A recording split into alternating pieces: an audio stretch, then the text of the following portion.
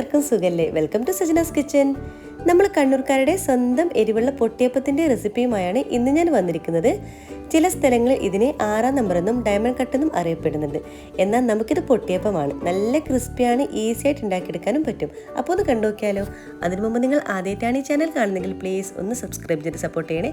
കൂടെ കുഞ്ഞു ബെല്ലൈക്കൻ ഒന്ന് ക്ലിക്ക് ചെയ്യുമ്പോൾ ഓൾ എന്ന ഓപ്ഷൻ തന്നെ ക്ലിക്ക് ചെയ്യണേ. എങ്കിലേ ഞാൻ ഇടുന്ന പുതിയ വീഡിയോസിൻ്റെ നോട്ടിഫിക്കേഷൻ നിങ്ങൾക്ക് കൃത്യമായിട്ട് കിട്ടുള്ളൂ. ഇനി ഒരു ബൗൾ എടുക്കാം. ഇതിലോട്ടേക്ക് 1 കപ്പ് മൈദ ചേർത്ത് കൊടുക്കാം. 2 ടീസ്പൂണോളം മുളക് പൊടി ചേർത്ത് കൊടുക്കാം. ഞാനിപ്പോൾ കാശ്മീരി ചില്ലിയാണ് എടുത്തിട്ടുള്ളത്, അപ്പോൾ കുറച്ച് കളർ കൂടുതൽ കിട്ടും. 1/2 ടീസ്പൂണോളം ഉപ്പ് ചേർത്ത് കൊടുക്കാം. 1 ടേബിൾ സ്പൂണോളം എള്ള് ചേർത്ത് കൊടുക്കുക, നമ്മളെ കറുത്ത എള്ളില്ലേ അത് തന്നെ. പിന്നെ 1/2 ടീസ്പൂണോളം ചെറിയ ജീരകം കൂടി ചേർത്ത് കൊടുക്കണം.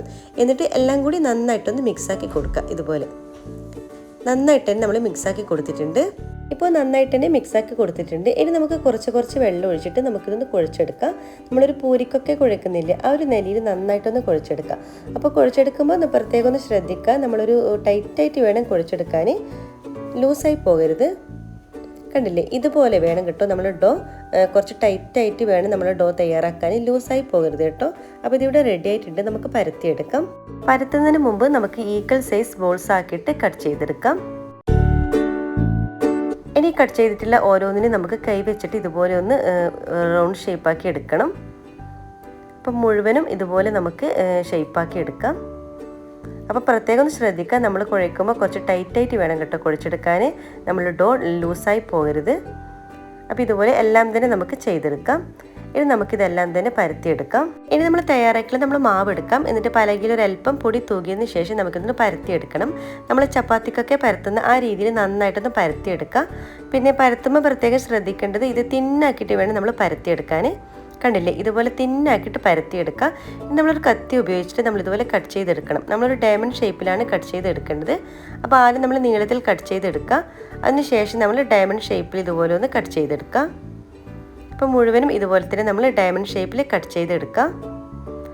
ഇനി കട്ട് ചെയ്തിട്ടുള്ള നമ്മുടെ ഓരോ ഡയമണ്ട് ഷേപ്പുള്ളതും നമ്മൾ വേറൊരു പ്ലേറ്റിലോട്ടേക്ക് മാറ്റി കൊടുക്കാം. അപ്പോൾ കൈവച്ചിട്ട് ഇതുപോലെ നമ്മൾ പെട്ടെന്ന് തന്നെ എടുക്കാൻ കിട്ടും. ഇതുപോലെ എല്ലാം തന്നെ നമുക്ക് പ്ലേറ്റിലോട്ടേക്ക് മാറ്റി കൊടുക്കാം. അപ്പോൾ ഞാനിപ്പോൾ എല്ലാം മാറ്റിയിട്ടുണ്ട്. ഇതുപോലെ ബാക്കിയുള്ളതെല്ലാം നമുക്ക് പരത്തി കട്ട് ചെയ്തെടുക്കാം.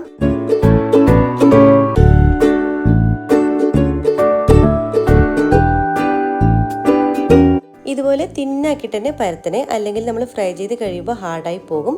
അപ്പോൾ ഇനി ഫ്രൈ ചെയ്തെടുക്കുക. ഓയിൽ നല്ലവണ്ണം തന്നെ ചൂടാക്കിയിട്ട് പിന്നെ ലോ ഫ്ലെയിമിലാക്കിയിട്ട് വേണം നമ്മളിത് ഫ്രൈ ചെയ്തെടുക്കാൻ. ഏകദേശം ഒരു 2-3 മിനിറ്റ് എടുക്കും കേട്ടോ ഇത് ഫ്രൈ ചെയ്തെടുക്കാൻ. പിന്നെ ഒരുപാട് ഹൈ ഫ്ലെയിമിലിട്ടിട്ട് ഫ്രൈ ചെയ്ത് കഴിഞ്ഞാൽ ഉള്ളൊരു വേഗാത്തൊരു പ്രശ്നം വരും. അതുകൊണ്ട് ലോ ടു മീഡിയം ഫ്ലെയിമിൽ വെച്ചിട്ട് വേണം നമ്മളിത് ഫ്രൈ ചെയ്തെടുക്കാൻ. 2-3 മിനിറ്റ് എടുത്തിട്ട് നമ്മൾ ലോ ടു മീഡിയം ഫ്ലെയിമിൽ വെച്ചിട്ട് ഫ്രൈ ചെയ്തെടുക്കുക. അപ്പോൾ നമ്മൾ കുറച്ച് ഇട്ട് കൊടുക്കുക, പെട്ടെന്ന് തന്നെ ആയിക്കിട്ടും കേട്ടോ ഇത്. അപ്പോൾ ഇതുപോലെ ഇട്ട് കൊടുത്തിട്ട് നന്നായിട്ടൊന്ന് ഇതുപോലെ ഇടയ്ക്കിടയ്ക്കൊന്ന് ഇളക്കി കൊടുക്കണം. അപ്പോൾ ഇതുപോലെ ഒന്ന് എല്ലാ ഭാഗവും തിരിച്ച് ഇട്ട് കൊടുക്കാം. ഒരു പരത്തേണ്ട ടൈം മാത്രമേ വേണ്ടും കേട്ടോ, ബാക്കിയെല്ലാം ഈസിയാണ്.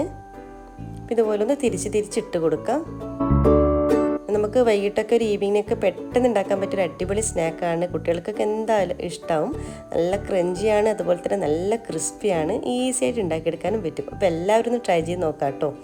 അപ്പോൾ ഇതിവിടെ ഏകദേശം റെഡി ആയിട്ടുണ്ട്. നമുക്ക് പ്ലേറ്റിലോട്ടേക്ക് മാറ്റി കൊടുക്കാം. അപ്പോൾ നമ്മുടെ ക്രിസ്പി ആയിട്ടുള്ള ക്രഞ്ചി ആയിട്ടുള്ള നമ്മുടെ പൊട്ടിയപ്പം ഇവിടെ റെഡി ആയിട്ടുണ്ട്. നമുക്കൊരു ടിഷ്യൂ പേപ്പറിലോട്ടേക്ക് മാറ്റി കൊടുക്കാം. ഇതുപോലെ ബാക്കിയെല്ലാം തന്നെ നമുക്ക് ഫ്രൈ ചെയ്തെടുക്കാം.